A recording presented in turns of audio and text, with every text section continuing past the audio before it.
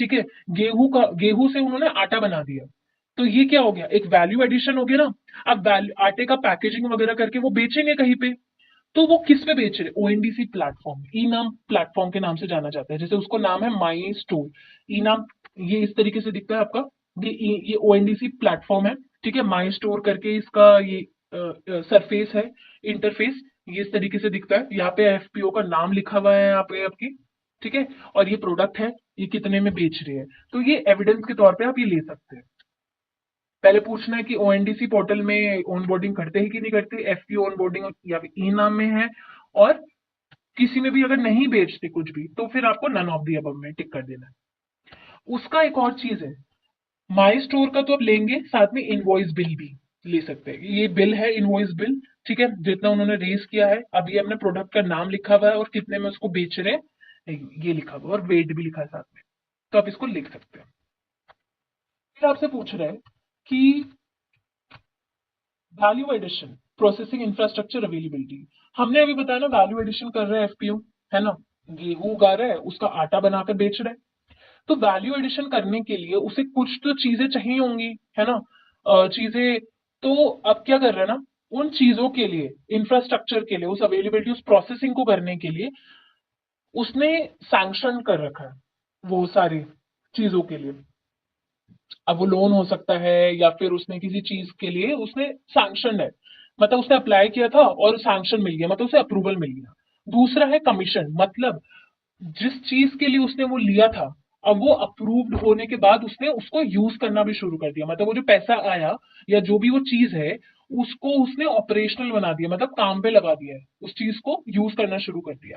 Custom hiring centre मतलब क्या है, एफपीओ ना लीज पे भी देते हैं अपने प्रोडक्ट्स को, जैसे फार्मर्स को ट्रैक्टर दे दिया लीज पे, ठीक है, तो ये है कस्टमाइजिंग सेटर, इसके लिए भी एविडेंस आप लगा सकते हैं, नन ऑफ दी अबव, अगर कुछ भी नहीं करता है, कुछ वैल्यू एडिशन वगैरह कुछ नहीं कर रहा है और लीज पे कुछ नहीं देता है, तो ये सब आप देख सकते हैं। क्रेडिट लिंकेज स्टेटस, अगर क्रेडिट मतलब लोन सैंक्शन हुआ है कि नहीं है, सैंक्शन मतलब अप्रूव्ड हो गया है, अप्लाई मतलब लोन के लिए अप्लाई अप्लाई किया बट अप्रूवल नहीं मिला है, नन ऑफ दी अबव। अगर सैंक्शन हुआ है तो सैंक्शन लेटर मिलेगा आपको, जैसे ये है सैंक्शन लेटर, यहाँ पे अमाउंट देख रखे कि कितना मिल गया है इनको, कितना इंटरेस्ट रेट के साथ मिला है आप इनको, ठीक है, ये सारी चीजें रहेगी। तीसरा दूसरा क्या मांगा था इन्होंने, हाँ, एप्लीकेशन, अगर उन्होंने लोन के लिए अप्लाई किया है बट सैंक्शन नहीं हुआ, तो एप्लीकेशन तो होगी कोई, उस एप्लीकेशन को आप अपलोड कर सकते हैं, वो एक एविडेंस कर सकते हैं। फिर आपसे बोल रहे हैं कि ना आपकी ऑडिट रिपोर्ट अभी बहुत इंपॉर्टेंट है, फाइनेंस ऑडिट फाइनेंशियल स्टेटमेंट है आपकी, बेसिकली एफपीओ आपकी ऑडिट रिपोर्ट है, ठीक है, जिसको फाइनलाइज कौन करता है, सीए करता है। अब फाइनलाइज कब हुआ है, ये अभी इस क्वेश्चन में ये पूछ रहा है, तो इसका आंसर कहाँ मिलेगा, ऑडिट रिपोर्ट में मिलेगा। ऑडिट रिपोर्ट जो है आपकी बहुत बड़ी होती है, एक दो पन्ने की नहीं होती है, तो जब आप ऑडिट रिपोर्ट को अपलोड करोगे तो आपके जितने भी पेजेस की है आपको वो पूरे पेजेस की अपलोड करनी पड़ेगी, ठीक है।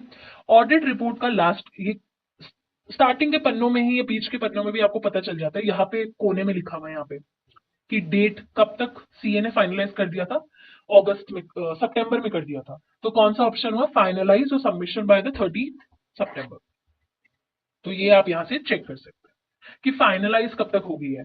अब पूछ रहा है कि ऑडिट रिपोर्ट में अब आपको पूछ रहा है एनुअल टर्नओवर कितना है एफपीओ का, ठीक है, एंड उसको जानने के लिए अगेन हमको जाना पड़ेगा ऑडिट रिपोर्ट में। अब यहाँ पे एनुअल टर्नओवर के लिए आपको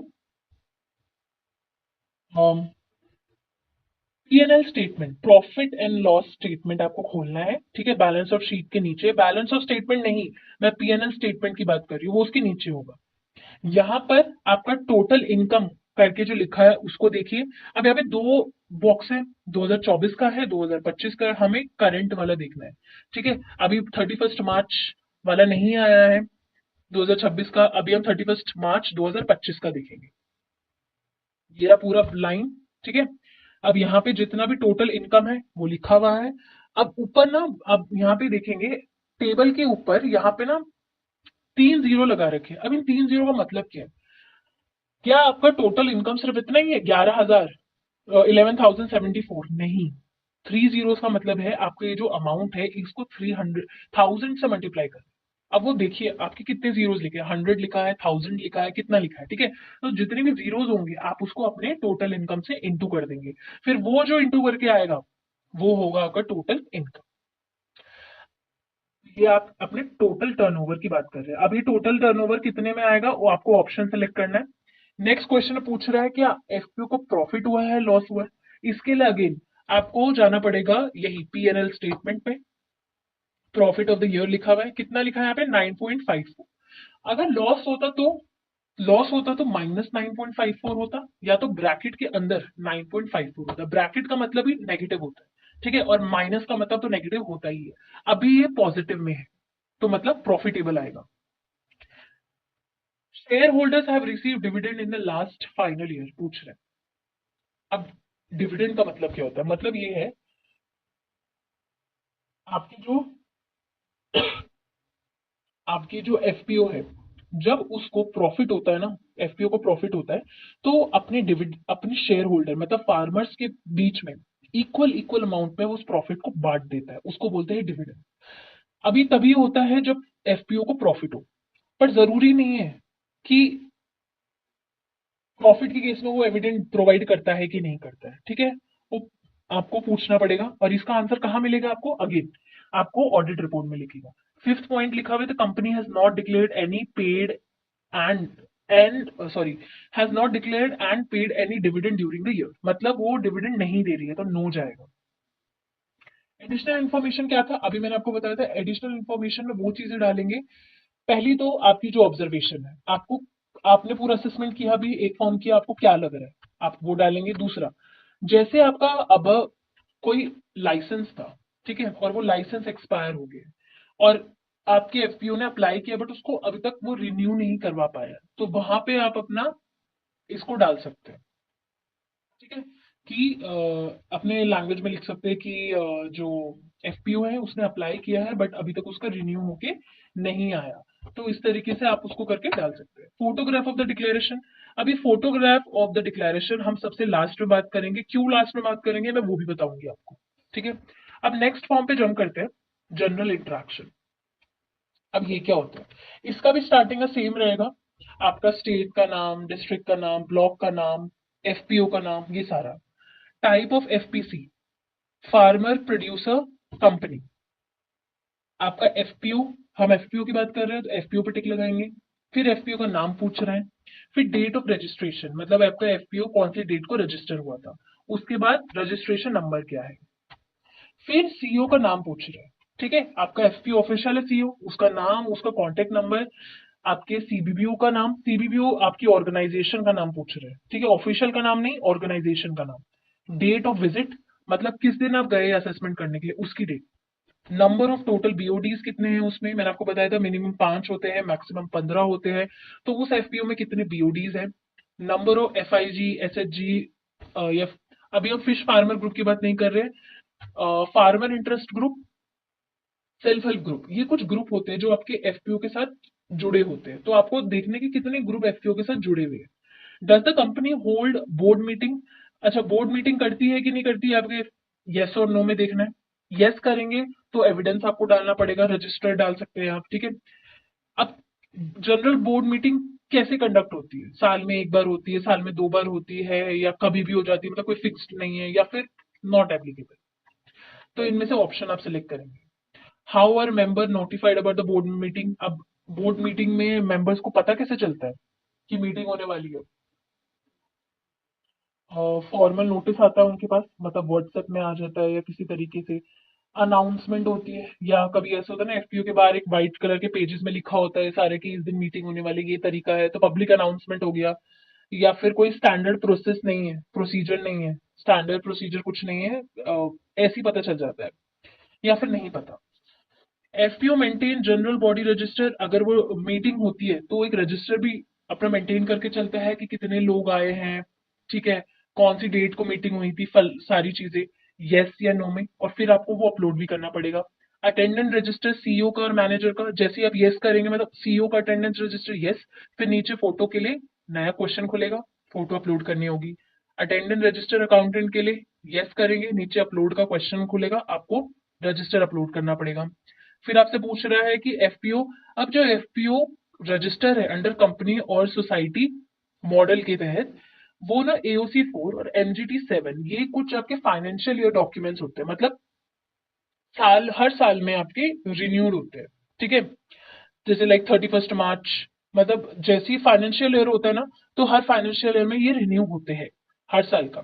और वैसे ही हर कंपनी के पास आपके हर एफपीओ में मिलेगा, आपको आपको पूछना है। अगर नहीं है उनके पास, तो आप नो पे करोगे तो नीचे वाला क्वेश्चन बंद हो जाएगा, तो फिर आपको अपलोड करने के लिए नहीं बोलेगा। बट अगर आप यस करते हो तो आपके नीचे के क्वेश्चंस खुलेंगे और आपको एक एक करके दोनों डॉक्यूमेंट्स को अपलोड करना होगा। अब ये दिखते कैसे वो भी देख लेते हैं। एओसी 4 ऐसे दिखता है। अगेन एफसीओ का नाम होगा इसमें, आपका कब बना था और कौन से साल में खत्म हो जाएगा, ये एक्सपायरी डेट सब कुछ लिखा होगा, इशू डेट, एक्सपायरी डेट। ये रिसीट है। अब यहाँ पे ना क्या होगा, आपको रिसीट भी मांगनी होगी अपने सीईओ से और अकाउंटेंट से, उनके पास होगी। उनसे बोलना कि मुझे डॉक्यूमेंट भी चाहिए और मुझे रिसीट भी चाहिए। इन केस अगर नहीं है उनके पास रिसीट, तो डॉक्यूमेंट अपलोड कर देना। वैसे तो दोनों आपको अपलोड करने हैं। फिर आता है आपका एमजीटी 7। ये कुछ इस तरीके से दिखता है डॉक्यूमेंट। इसकी भी रिसीट आएगी, ठीक है। इसकी रिसीट भी बिल्कुल ऐसी ही होगी, इस तरीके से ऐसी होगी, बस इसमें एमजीटी 7 लिखा होगा, ठीक है। फिर पूछ रहा है has the company file INC 20A declaration of commencement of business. मतलब आपकी कंपनी में, मतलब ये जो एफपीयू है उसके पास आईएनसी 20A करके भी डॉक्यूमेंट होता है, ठीक है। ये आपको पूछना है उनके पास है कि नहीं है। This is registered with the registrar of the company, that is ROC, and yes करेंगे तो खुलेगा नीचे। ये डॉक्यूमेंट कैसा दिखता है अभी मैं बताती हूँ आपको। केवाईसी जो बेसिकली आपके बोर्ड ऑफ डायरेक्टर्स के लिए होता है, आपके एफपीओ में सीईओ के पास है या नहीं है पूछना है आपको उनसे। आपका ये आईएनसी कुछ इस तरीके से दिखता है। इसमें भी रिसीट मांगना, इसकी रिसीट होगी इस तरीके से, इसमें आईएनसी भी लिखा होगा, आईएनसी 20। ये है आपका केवाई केवाई केवाईसी, ठीक है। इसका मतलब है 3 डायरेक्टर है। डायरेक्टर 3 केवाईसी है ना, मतलब 3 डायरेक्टर। आप 3 डायरेक्टर के नाम भी लिखे हैं यहाँ पे, नेम आसिफ अहमद, आफिद शाह अहमद आपके, और नीचे एक और होगा। हाँ ये 3 है, इनके नाम वगैरह लिखे होंगे यहाँ पे। तो आप इसको, मैं ये रेफरेंस है, आप देख सकते हैं इस तरीके से आपका केवाईसी का डॉक्यूमेंट दिखता है। फिर आपसे एक और चीज पूछ रहा था, केवाईसी और आईएनसी 20 हो गया।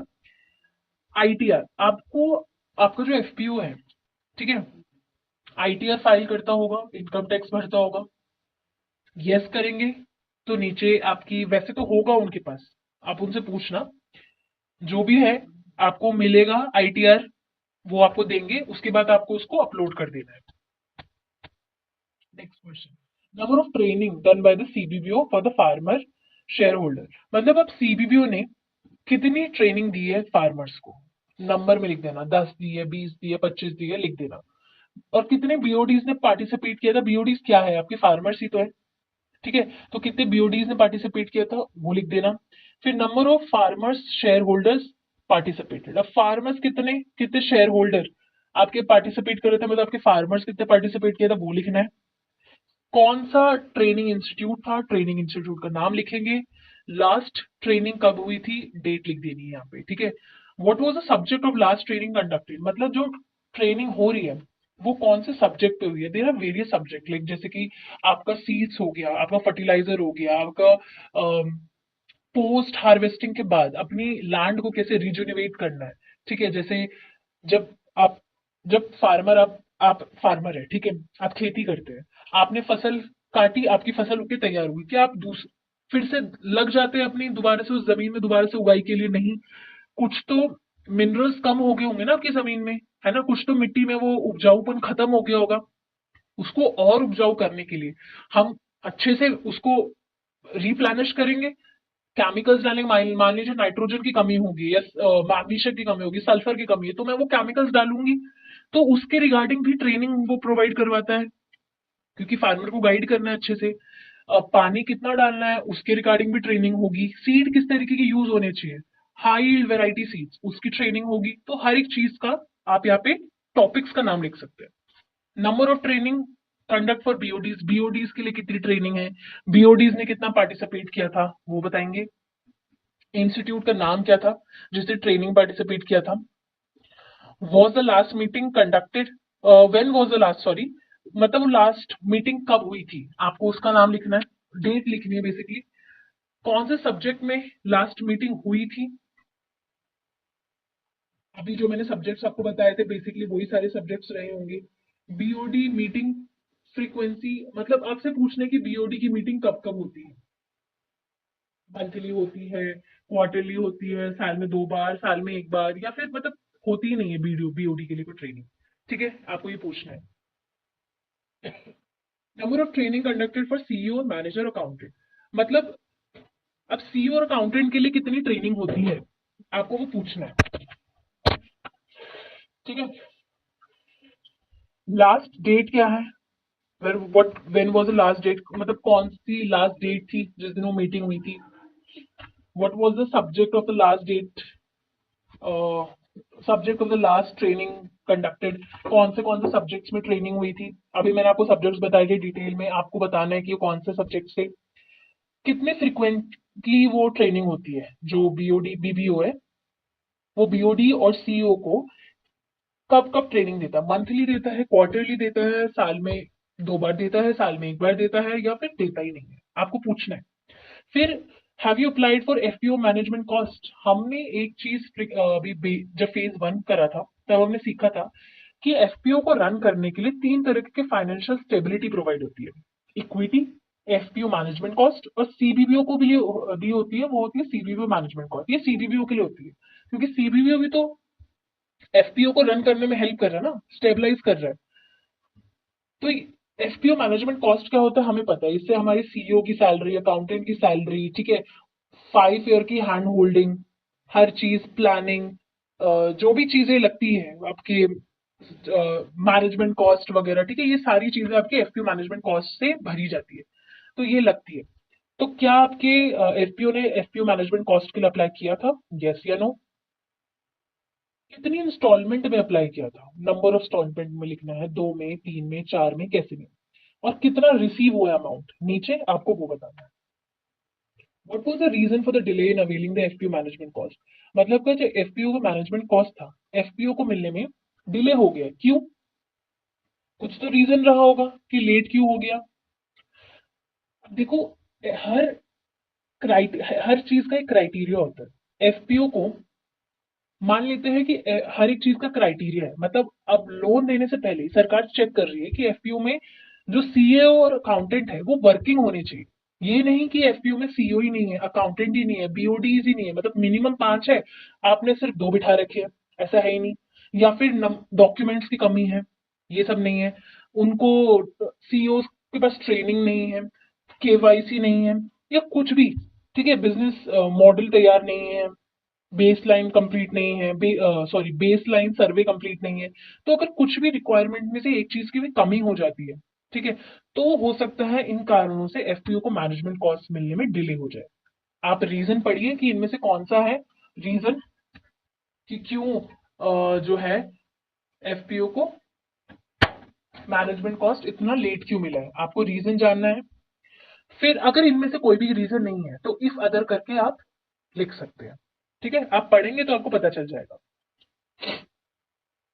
फिर आपसे इक्विटी ग्रांट के लिए पूछ रहा है, मतलब आपके एफपीओ ने अगर इक्विटी ग्रांट के लिए अप्लाई किया होगा, यस या नो, कितने इंस्टॉलमेंट के लिए अप्लाई किया है, नंबर ऑफ इंस्टॉलमेंट लिखेंगे, और कितना रिसीव हो गया है आप वो लिखेंगे।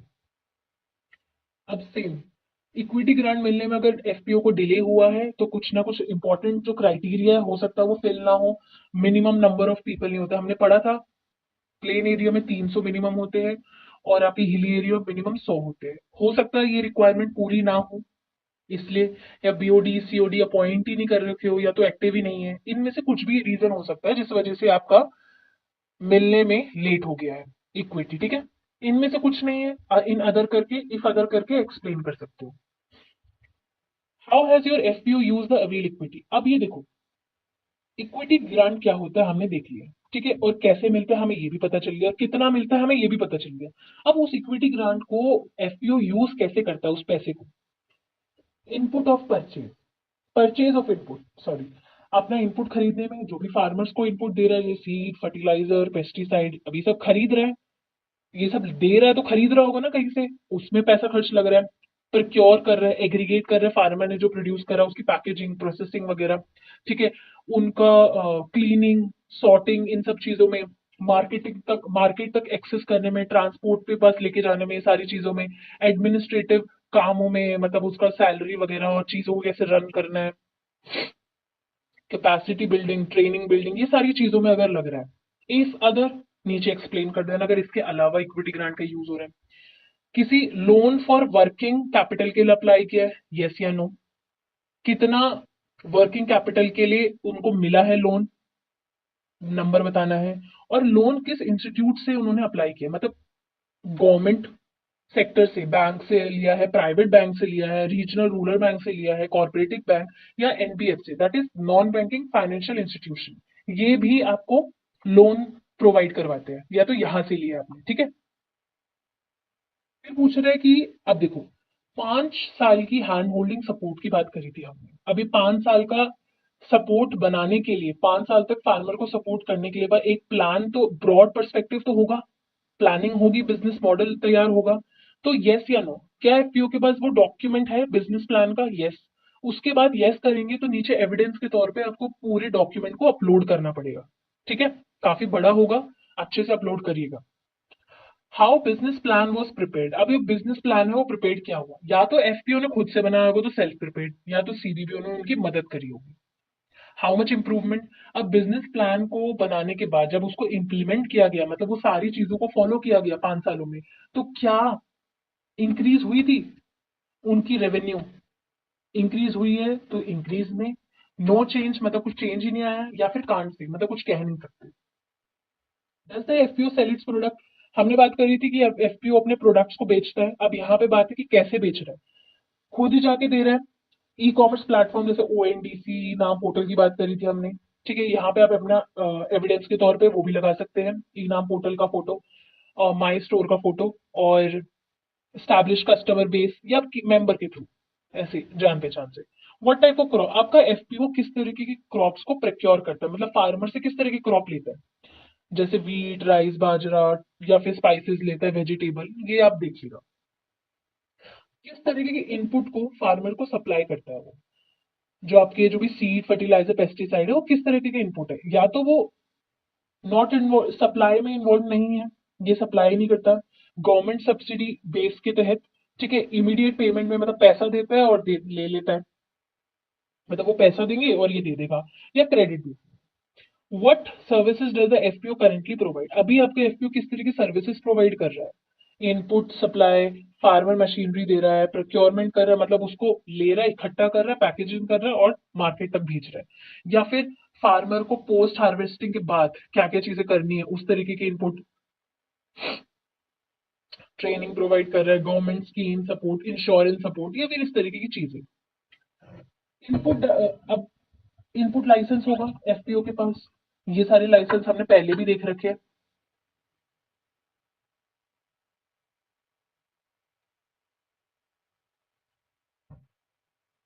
Fertiliser, bio fertilizer, seed, pesticide, bio pesticide, mandi, GST, APEDA, ये सारी की हमने बात की थी।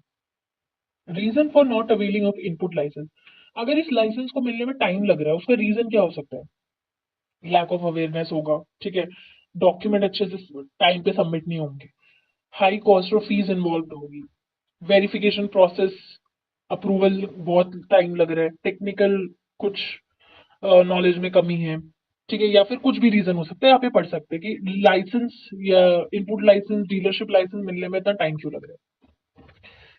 Does the FPO have a system to track market information intelligence, मतलब आपका जो एफपीओ है वो मार्केट तक लिंकेज बिठा पा रहा है कि नहीं पा रहा है, उसके पास वो ट्रैकिंग मैकेनिज्म है कि नहीं है, मार्केट इंटेलिजेंस है कि नहीं है, यस या नो, आपको देखना है। और आपकी कोई और ऑब्जर्वेशन है, क्योंकि आपने असेसमेंट किया है तो आप वो लिख सकते हैं, ठीक है। इसके साथ आपका